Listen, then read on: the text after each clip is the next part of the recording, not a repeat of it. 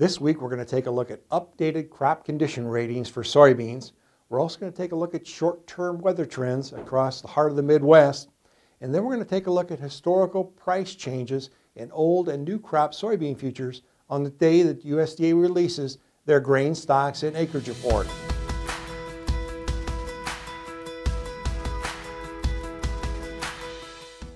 Hi, this is Brian Basting with Advanced Trading. Let's talk about the soybean market. We've moved into the latter stages of June here, and this market remains historically volatile. Let's take a look at the updated crop condition ratings for U.S. soybeans from the USDA. Now, our map, as usual, highlights different color schemes. The red circles imply deterioration in the good to excellent ratings for that particular state relative to the previous week. The green circles imply improvement in good to excellent ratings, and the gold circles imply no change. Notice overall we saw a 2% reduction in good to excellent from 62 to 60%. Notice last year at this time we were at 70% good to excellent, so there is some concern relative to recent time periods here of deterioration in bean ratings. However, it is early in the growing season. Let's move on now and look at the history of our crop condition index. As I mentioned, there is some concern here because the crop condition index for soybeans here is the second lowest level of the last 8 years. The only year it was lower than this year was 2019, when of course we had historically delayed planting. So that makes weather extremely critical. Speaking of weather, let's take a look at short-term weather trends. Our slides this week, as usual, are courtesy of T-Storm Weather. We're going to start out here looking at the 30-day precipitation here, the past 30 days. It's more of a proxy for subsoil moisture across the Midwest. Notice that those red areas are concentrated primarily west of the Mississippi River and also in the northern plains, northwest Corn Belt. As you move further east, it is not as dry, and it's not nearly, there are actually some areas that are experiencing flooding in the Delta in the south. So that's where our situation stands today. Let's now look at the short-term forecast. We are looking at some showers here moving in Tuesday night as well as Wednesday night. That is the first event, if you will, of the week. The main event, however, is forecast to be Thursday through Monday, June 24th through the 28th. A widespread potential rain event here across the heart of the growing area.